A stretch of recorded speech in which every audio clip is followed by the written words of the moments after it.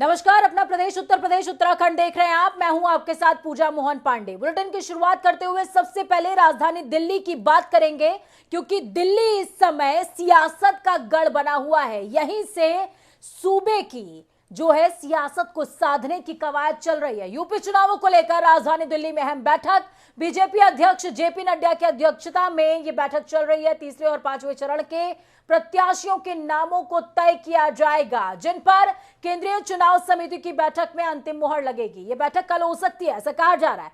तीसरे और चौथे चरणों में कानपुर बुंदेलखंड क्षेत्र के अलावा अवध प्रांत, अवध क्षेत्र की सीटें भी शामिल की गई हैं। दिल्ली में हो रही इस बैठक में यूपी चुनाव प्रभारी धर्मेंद्र प्रधान, बीजेपी प्रदेश अध्यक्ष स्वतंत्र देव सिंह, मुख्यमंत्री योगी आदित्यनाथ के साथ दोनों डिप्टी सीएम केशव प्रसाद मौर्य, दिनेश शर्मा दोनों ही मौजूद रहे हैं। बीजेपी की यह बैठक कल भी इसी तरीके से बदस्तूर जारी रहेगी, लेकिन ये बैठक जो अभी कोर कमेटी की बैठक है, ये चुनाव समिति की बैठक में तब्दील हो जाएगी। कल की बैठक में उत्तराखंड और उत्तर प्रदेश में होने वाले चुनावों को लेकर रणनीति तय की जाने वाली है। कहा यह भी जा रहा है कि कल जो बैठक होगी उसमें पांचों राज्यों जिनमें विधानसभा चुनाव होने हैं उसको लेकर रणनीति तय होगी। जो बाकी के फेसेस बचे हुए हैं उनके नामों की भी चर्चा होगी।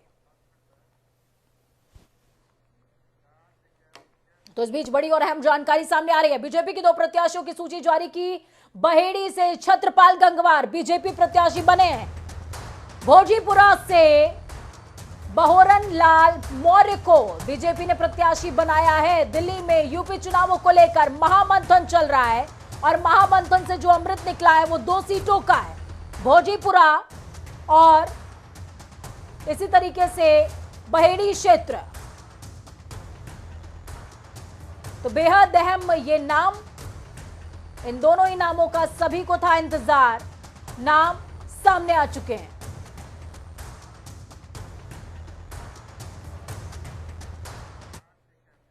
तो बीजेपी मैराथन बैठक कर रही है। प्रियंका गांधी क्या कर रही हैं? कांग्रेस महासचिव प्रियंका गांधी ने मंगलवार को सोशल मीडिया के जरिए पार्टी कार्यकर्ताओं से बातचीत करी है, संवाद किया। इस दौरान प्रियंका गांधी ने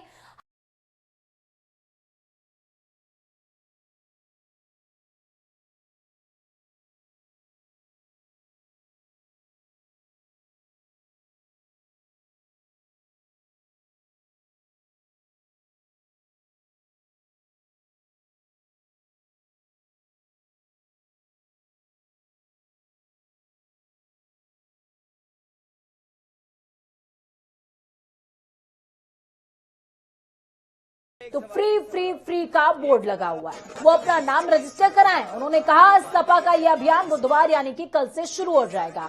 अखिलेश यादव ने लोगों से अपील की है कि जो नाम बिजली के बिल पर अंकित है उस नाम को रजिस्टर करवा दीजिए। समाजवादी पार्टी घर घर पहुंचेगी, लोगों का नाम लिखेगी। समाजवादी पार्टी ने फैसला लिया है कि जिनके पास वर्तमान में घरेलू बिजली के कनेक्शन हैं, उनके बिजली के बिल में जो नाम लिख करके आता है वही नाम लिखाएं। समाजवादी पार्टी कल से इसका अभियान चलाने जा रही है कि 300 यूनिट जो लोग चाहते हैं उन्हें फ्री मिले, उनके लिए नाम रजिस्टर करने का काम, फॉर्म भरने का काम कल से इस अभियान को समाजवादी पार्टी शुरू कर रही है। जिनके पास वर्तमान में घरेलू बिजली के कनेक्शन हैं, उनके बिजली के बिल में जो नाम लिख करके आता है वही नाम लिखवाएं। और जिनके पास अभी घरेलू कनेक्शन नहीं है पर जो भविष्य में लेने वाले हैं, वो सभी लोग राशन कार्ड या आधार कार्ड में लिखा हुआ नाम ही लिखवाएं। ये अभियान समाजवादी पार्टी का कल से शुरू होने जा रहा है। 300 यूनिट मुफ्त पाएं, नाम लिखाएं और नाम न छूट जाए। अन्नदाताओं को आतंकवादी कहा, कौन नहीं जानता कि अन्नदाता को आतंकवादी नहीं कहा भारतीय जनता पार्टी के लोगों ने। तो फिर आतंकवादियों को अन्न क्यों खाते हैं? ये खाना छोड़ दें और कम से कम भारतीय जनता पार्टी के लोग ये बताएं, किसी बात को कहने से पहले क्या उन्होंने अपने संकल्प पत्र में नहीं लिखा था कि 2022 तक किसानों की आय दोगुनी हो जाएगी। अभी भी जब चुनाव में जा रहे हैं, बहुत सारे चीनी मिलों ने किसानों के गन्ने का भुगतान नहीं किया है। पूरे उत्तर प्रदेश में धान की लूट हुई। पूरे उत्तर प्रदेश में जिन किसानों की फसल का नुकसान हुआ, चाहे ओलावृष्टि से या किसी कारण या जानवर से, अभी तक किसी को मुआवजा नहीं दिया गया, किसी की मदद नहीं की गई। और आज महंगाई के कारण किसानों की कमाई आधी हो गई है। तो ये यूपी की सियासत है साहब, जिसे हर कोई हथियाना चाहता है और चुनाव और नजदीक आने दीजिए, देखिए क्या क्या फ्री हो जाता है। खबरों में आगे बढ़ेंगे। बीजेपी के राज्यसभा सांसद ब्रजलाल ने आज प्रेस कॉन्फ्रेंस का आयोजन किया। समाजवादी पार्टी पर जमकर निशाना साधा। उन्होंने कहा, सहारनपुर दंगों के आरोपी मास्टरमाइंड मुहर्रम अली पप्पू को पार्टी में शामिल करते हुए समाजवादी पार्टी क्या संदेश देना चाहती है। गुंडों दंगाइयों को अपना टिकट देकर समाजवादी पार्टी ने गुंडा राज और जंगल राज की वापसी करने का मंसूबा जाहिर कर दिया। इसके साथ ही सांसद ने यह भी कहा कि कैराना से नाहिद हसन, धौलाना से असलम चौधरी, बुलंदशहर से हाजी यूनुस, मेरठ से रफीक अंसारी, लोनी से मदन भैया, साहिबाबाद से अमरपाल, स्याना से दिलनवाज को उतारा गया है। ये कौन लोग हैं? ये हिस्ट्री शीटर है, गैंगस्टर है, शातिर अपराधियों की सूची है। सपा इन्हें चुनाव लड़वाकर विधानसभा भेज रही है। अभी मैंने देखा अखिलेश यादव जी प्रेस कर रहे थे और उनके बगल में बैठे थे अब्दुल्ला आजम, जो फ्रॉड के मामले में कोर्ट ने उनका विधायकी की सीट उनसे खाली करवा ली और आज 45 मुकदमों के आरोपी अब्दुल्ला आजम भी उनके पास बैठे दिखाई। सपा का प्रयोजन क्या है? सपा इन्हें चुनाव लड़ाकर विधानसभा में भेजने की नापाक हरकत की है। ये विधानसभा में जाएंगे तो जनता के लिए क्या काम करेंगे, इसका जवाब अखिलेश यादव जी को देना चाहिए। मुझे नहीं लगता इसका जवाब उनके पास होगा, क्योंकि वही इनके सरगना है। वहीं यूपी विधानसभा चुनावों की तारीखों के ऐलान के ठीक बाद से बैठकों का दौर भी जारी है। आज बागपत में बीजेपी कार्यालय पर बीजेपी की अहम बैठक का आयोजन हुआ। इस बैठक में यूपी चुनाव सह प्रभारी कैप्टन अभिमन्यु शामिल हुए। इस दौरान कैप्टन अभिमन्यु ने चुनावी रणनीति पर चर्चा की और कार्यकर्ताओं को संबोधित भी किया। साथ ही भाजपा प्रत्याशियों को जीतने का मंत्र देते नजर आए हैं। लक्ष्य स्पष्ट है, 2022 के विधानसभा चुनाव में पुनः भारतीय जनता पार्टी की सरकार उत्तर प्रदेश में बनानी है। उसलिए हम सबको बागपत विधानसभा क्षेत्र की इस सीट को पहले से ज्यादा बहुमत से जीतना है। कहते हैं दावे कितने किए जाएं, लेकिन अपनों की चाहत जाती कहां है। बीजेपी सांसद रीता बहुगुणा जोशी भी कुछ इस कहावत को चरितार्थ कर रही हैं। अपने बेटे मयंक जोशी के लिए लखनऊ कैंट से टिकट मांग रही हैं। दावेदार बहुत सारे हैं, यानी कि 1 अनार 100 बीमार की स्थिति। राजनाथ सिंह का बेटा भी इसी क्षेत्र से, जगदम्बिका पाल का बेटा भी इसी क्षेत्र से दावा कर रहा है, और भी तमाम लोग हैं जो कि इस दावे की फेहरिस्त में बहुत लंबे हैं। अब ऐसे में रीता बहुगुणा जोशी क्या कर सकती थी? उन्होंने कहा कि भाई, अगर पार्टी का उसूल ये कहता है कि एक ही व्यक्ति को टिकट देना चाहिए, तो मैं अपने पद से इस्तीफा दे देती हूं, आप मेरे बेटे को अवसर दीजिए। लेकिन सबसे बड़ी बात यह कि इस फेहरिस्त में डिप्टी सीएम केशव प्रसाद मौर्य भी पीछे नहीं है, उनका बेटा भी टिकट चाहता है। कैंट तो मेरा घर था, 4 चुनाव हमारा परिवार वहां से जीता है, और कैंट में जो इस समय वर्तमान में विधायक जी हैं, इनको तो मैंने 24,000 वोट से हरा भी चुकी हूँ मैं। तो क्या, और मैं देखिए मेरी बात छोड़िए, 12 साल से 2009 से मैं लगातार वहाँ काम कर रहे हैं, और वो टिकट मांगने का उनका हक बनता। भाई, हर सीट पे 10 लोग 15 लोग टिकट मांग रहे हैं, तो ऐसा तो नहीं है कि अगर ये टिकट नहीं मांगेंगे तो और कोई नहीं है। सामान्य रूप से बिना किसी चुनावी समीकरण के आज से हफ्ते 10 दिन पहले ही कह दिया था कि मैं 2008 से नहीं, मैं कई सालों से कह रही हूँ कि मैं 2024 का चुनाव लड़ना नहीं, मुझे चुनावी राजनीति से मैं को छोड़ रही हूँ। लेकिन जब ये हुआ कि एक परिवार से एक ही को मिलेगा, तो अभी मेरा टेन्योर बाकी है, तो उससे उनका हानि ना हो, ये निर्णय ना हो, और किसी निर्णय से उन्हें ना दे टिकट अलग है। तो मेरे वजह से ना हो, तो मैंने कहा कि मैं वर्तमान में भी सीट छोड़ने को तैयार हूँ। ऐसा मैंने पार्टी के निर्णय के सम्मान में, क्योंकि पार्टी क्या करे, सभी टिकट मांग रहे हैं, सभी टिकट मांग रहे हैं और उसमें हमारे भी नंबर लगने चाहिए। खबरों में आगे बढ़ते हैं। राजधानी लखनऊ में राष्ट्रीय उदय पार्टी ने प्रेस कॉन्फ्रेंस करके सुभाषपा अध्यक्ष ओम प्रकाश राजभर पर निशाना साधा। राष्ट्रीय उदय पार्टी के अध्यक्ष बाबू रामपाल ने बताया कि सीटों के बंटवारे को लेकर ओम प्रकाश राजभर ने किस तरीके से धोखा दिया है। बाबू रामपाल ने कहा कि हमने ओम प्रकाश राजभर के साथ काम किया, जिस पार्टी ने हमको भरोसा दिलाया उसी ने हमारे साथ धोखा कर दिया है। सुनिए इनको। आज हमारे साथ यहाँ पे बात करने के लिए राष्ट्र उदय पार्टी के लिए बाबू रामपाल जी हैं। सर, आपने आज कॉन्फ्रेंस की और इस कॉन्फ्रेंस में ओपी राजभर को लेके एक खासा नाराजगी दिखी है।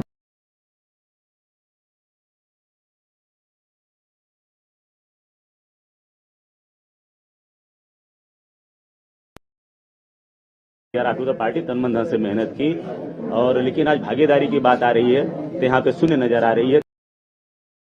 इसलिए हमको प्रेस कॉन्फ्रेंस करने की जरूरत पड़ी कि जहाँ हमने मेहनत की 2.5 साल तक वहाँ भागीदारी नहीं मिल रहा है। जो पिछड़ों की बात करते हैं, हक अधिकार की बात करते हैं, जब यही नहीं दे रहे हैं तो और हम दूसरी पार्टियों से क्या उम्मीद लगाएंगे, और हम दूसरी पार्टी जिसके साथ काम नहीं किए उसके साथ हम क्या उम्मीद लगाएंगे। इसलिए काफी दुख है हमारे राष्ट्रीय पार्टी के लोगों को। आज यहाँ पे हम समझ रहे हैं कि उत्तर प्रदेश के लगभग कम से कम 25 से 30 जिले से लोग यहाँ आए हैं, फिर भी हम सभी लोगों को रोका कि नहीं आइए मत, यहाँ पे केवल प्रेस वार्ता है, कोविड का है, जो भी सूचना होगा मिल जाएगी। तो एक बड़ी नाराजगी है हमारे राष्ट्रीय पार्टी के लोगों में, पाल बघेल समाज के लोगों में, जिस तरीके से हमको गुमराह किया गया हमारे पूरे समाज को। क्या कुछ बात हुई थी, मतलब कुछ सीट को लेके बात हुई थी? बिल्कुल सीट को लेकर बात हुई थी। भागीदारी का मतलब ये सीट है, अगर आप सीटें नहीं देंगे तो भागीदारी किस चीज की? कितनी सीटों को लेके बात हुई थी? हमारी बातचीत हुई, आश्वासन 5 से 6 सीट का आश्वासन था, और ये आश्वासन आज के 3-4-5 महीने पहले से है, कोई नया नहीं है। हम लोगों ने अभी नहीं मोर्चे में जुड़े हैं। हमने पहला हमारा मोर्चा जो है 14 दिसंबर 2019 को हम लोगों ने सुपुरा बलिया में कार्यक्रम किए थे, वो पहला कार्यक्रम। उसके बाद लगातार कार्यक्रम चलते रहे। कई बार मोर्चे में भी हम लोग मोर्चे के मंच पे भी गए, अपने समाज को लेके, अपने खुद लेके, पार्टी को लेके।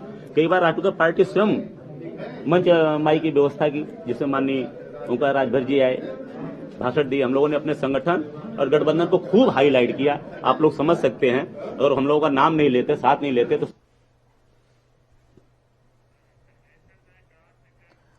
तो चुनाव जैसे जैसे नजदीक आता है, बहुत सारी कसक और काश को लेकर के आता है, और ऐसी ही कसक और काश जो है इनके मन में भी देखने को मिल रहा था। खबरों में आगे बढ़ेंगे। भारत निर्वाचन आयोग की ओर से खुले मैदान में जनसभाओं के आयोजन पर रोक लगाने के बाद अब भाजपा वर्चुअल माध्यम से जनता को संबोधित कर रही है। इस दौरान आज मुख्यमंत्री पुष्कर सिंह धामी ने वर्चुअल माध्यम से जनसभा को संबोधित किया और भाजपा सरकार की उपलब्धियां भी गिनाई हैं। आपको बता दें कि उत्तराखंड में 14 फरवरी को विधानसभा चुनावों के लिए मतदान होना है। इसके लिए राजनीतिक दल मतदाताओं तक अपनी पहचान पहुंचाने की कोशिश कर रहे हैं, अपनी उपलब्धियां बताने की कोशिश कर रहे हैं। कोरोना संक्रमण के लगातार हो रहे प्रसार को देखते हुए आयोग ने भीड़ एकत्रित करने से मना किया हुआ है। जो सरकारों में रही हैं, अपने समय में कोई काम उन्होंने नहीं किया। अगर उन्होंने काम किया होता तो आज आपके सामने आकर वो तमाम प्रकार की बातें नहीं करते कि ये योजना हमारे समय में शुरू हुई थी। अरे भाई, ये योजना आपके समय में शुरू हुई थी, लेकिन आपके समय में कभी कोई योजना पूरी नहीं हुई। आपके समय में केवल योजनाएं शुरू होती थी, कभी उनका लोकार्पण नहीं होता था। आपके समय में योजनाओं का केवल शिलान्यास होता था, लोकार्पण कभी उनका नहीं होता था। ये प्रधानमंत्री नरेंद्र मोदी जी के बनने के बाद देश के अंदर एक कार्य संस्कृति आई, एक नया वर्क कल्चर पैदा हुआ है, और अगर आप कोई योजनाएं शुरू होंगी तो वो योजनाएं पूरी होंगी, किन्हीं योजनाओं का शिलान्यास होगा। पिछले दिनों हल्द्वानी शहर की दुकानों में हो रही चोरी की घटना का पुलिस ने खुलासा किया। पुलिस ने शातिर चोर प्रमोद कुमार उर्फ पिद्दा को गिरफ्तार किया है, जिससे चोरी किए गए 35,000 नकदी और कई सामानों को बरामद किया गया। एसएसपी ने चोरी की घटना का खुलासा करते हुए बताया कि पकड़े गए चोर पिद्दा ने मंडी और टीपी नगर क्षेत्र की 8 दुकानों में चोरी की घटनाओं को अंजाम दिया। वहीं पकड़े गए शातिर चोर पहले भी 28 मुकदमे इन पर दर्ज हैं और वो कुछ दिनों पहले ही जेल से जमानत पर छूटे। विगत दिवस में लगातार 3 पानी और टीपी नगर में दुकानों में जो है नकदबंदी की घटनाएं हुई थी। पुलिस द्वारा इसमें सीसीटीवी का एनालिसिस किया गया। इसमें कई सीसीटीवी के एनालिसिस के बाद कुछ क्लिपिंग में एक मुलजिम का, एक अपराधी का चेहरा हमारे सामने आया। पुलिस द्वारा इसकी पहचान की गई। ये प्रमोद कुमार। तो क्षेत्र के जो बॉर्डर्स है वहां पर भी अब चुनावों का असर नजर आने लगा है। कोटद्वार नगर निगम में चुनावों को लेकर यूपी से सटी सीमा पर बीएसएफ के जवान तैनात कर दिए गए, लेकिन चेकिंग के नाम पर खानापूर्ति की जा रही है। सीमा से सटे चेकपोस्ट कोडिया और दिल्ली फार्म बॉर्डर पर चेकिंग अभियान चलाया जा रहा है, जहां दुपहिया और 4 पहिया वाहनों की चेकिंग की जा रही है। तो वहीं अपर पुलिस अधीक्षक ने कहा कि चुनाव को देखते हुए बीएसएफ को डिप्लॉय किया गया है। एक कंपनी पुलिस प्रशासन को मिली हुई है, जिसको उन्होंने लगातार 24 घंटे के लिए चेकिंग पर रखा हुआ है। साथ ही दूसरी टीमों को भी रेगुलर चेकिंग पर रखा जा रहा है। 14 तारीख को जो इलेक्शन होना है उसके तहत हमारा जो बॉर्डर पड़ता है यूपी के साथ बिजनौर जनपद का बॉर्डर पड़ता है, तो यहाँ कोटद्वार में है और कालागढ़ में भी है। तो हमें पूरी कंपनी बीएसएफ की मिली हुई है, जिसको हमने लगातार चेकिंग पे 24 आवर्स हमने लगा दिया है। उसके साथ ही हमारी जो एसएसटी और एफएसटी टीम्स हैं, जो फ्लाइंग स्क्वाड्स वगैरह आते हैं, स्टैटिक टीम्स हैं, उनको भी हमने रेगुलर लगाया हुआ है, जो कि चेकिंग्स कर रही हैं। इलीगल लिकर है, इलीगल कैश है, इलीगल आर्म्स, कोई भी तरह का जो भी क्राइम से रिलेटेड इश्यूज है, उन सब पे सख्त नजर रखी जाए। तो चलिए फटाफट अंदाज में 25 अहम जिलों का रुख करेंगे। उत्तराखंड में बीएसपी ने 37 उम्मीदवारों की सूची जारी कर दी। उत्तराखंड में सभी 70 सीटों पर चुनाव लड़ेगी बीएसपी। उत्तराखंड में एक सीट पर चुनाव लड़ेगी चैतन्य पार्टी। पार्टी ने केवल सुरक्षित सीट बागेश्वर पर अपना प्रत्याशी उतारने का ऐलान किया है। यूपी के कैबिनेट मंत्री नंद गोपाल नंदी का जलेबी तलते हुए वीडियो सोशल मीडिया पर धड़ल्ले से वायरल हो रहा है। जलेबी छानकर लोगों का मुंह मीठा कराते नजर आ रहे हैं। कार्यकर्ताओं ने जमकर नारेबाजी करी है। संभल के असमोली विधायक और सपा प्रत्याशी पिंकी यादव के खिलाफ मुकदमा दर्ज हुआ। बिना अनुमति चुनावी सभा करते हुए कोरोना गाइडलाइन का उल्लंघन करने का आरोप है। सपा के पूर्व मंत्री अभिषेक मिश्रा पर एफआईआर दर्ज। कोरोना प्रोटोकॉल का उल्लंघन करने पर कार्रवाई। कल बाइक रैली का वीडियो हुआ था वायरल। मथुरा में टिकट काटने से नाराज बीजेपी नेता ने छोड़ी पार्टी। प्रदेश कार्यकारिणी के सदस्य ने बीजेपी के सभी पदों से दिया इस्तीफा। प्रेस कॉन्फ्रेंस करते हुए दी जानकारी। बांदा में पीड़ित बुजुर्ग ने बीजेपी विधायक नरैनी राजकरण पर 16 लाख रुपए देने का लगाया आरोप। पैसे मांगने पर विधायक ने की बुजुर्ग के साथ गाली गलौज। फर्रुखाबाद में निजी नर्सिंग होम में मरीज की मौत के बाद बवाल। मृतका की मौत के बाद भी घंटों तक वेंटिलेटर पर रखने का आरोप। रायबरेली में बीच सड़क पर 2 महिला सिपाही आपस में भिड़ी। जमकर हुई मारपीट, वीडियो कैमरे में कैद। नोएडा में पुलिस चेकिंग के दौरान गाड़ी से 99,30,000 बरामद। इनकम टैक्स विभाग की कार्रवाई। अमेठी में मामूली बातों को लेकर 2 पक्षों में जमकर हुई मारपीट। मारपीट का वीडियो सोशल मीडिया पर वायरल। एक लड़की गंभीर तौर पर घायल। गोंडा में हाई टेंशन लाइन की चपेट में आकर एक युवक की मौत। स्टेशन पर खड़ी ट्रेन पर चढ़ा था युवक। रायबरेली में बैंक मैनेजर की काली करतूत कैमरे में कैद। ग्राहक को भिखारी बताकर भीख मांगने की दी थी नसीहत। मैनेजर का ग्राहक से अभद्रता करते वीडियो वायरल। ललितपुर में झूले में रस्सी में गला फंसने से 10 साल के मासूम की मौत। पुलिस ने शव कब्जे में लेकर पोस्टमार्टम के लिए भेजा। कानपुर देहात में शांतिपूर्ण चुनाव कराने के लिए पुलिस मुस्तैद। पैरामिलिट्री फोर्सेस के साथ में पुलिस ने किया फ्लैग मार्च। जालौन में ओवरलोडिंग के नाम पर की जा रही है अवैध वसूली। गोरखपुर के ट्रांसपोर्ट ने लगाया कालपी तहसीलदार पर अवैध वसूली का आरोप। कुशीनगर में तहसील कर्मचारी का रिश्वत लेते वीडियो वायरल। वीडियो में बाबू प्रभारी रामचंद्र ऑडियो के लिए पैसे देने की कर रहा है बात। कानपुर में जबरन धर्मांतरण कराने का प्रयास। युवक ने बनाया पत्नी और बच्चों पर जबरन मुस्लिम धर्म अपनाने का दबाव। हरदोई में भयंकर कोहरे से थमी वाहनों की रफ्तार। विजिबिलिटी हुई कम। 20 मीटर की दूरी पर देखना हो रहा है मुश्किल। कानपुर में अज्ञात व्यक्ति ने जिला प्रशासन और वकीलों को दी घर जलाने की धमकी। पुलिस कमिश्नर ने धमकी देने वाले की तत्काल गिरफ्तारी के दिया आदेश। ललितपुर रेलवे स्टेशन के मुख्य गेट पर पड़ा मिला अधेड़ का शव। ठंड से मौत की जताई जा रही आशंका।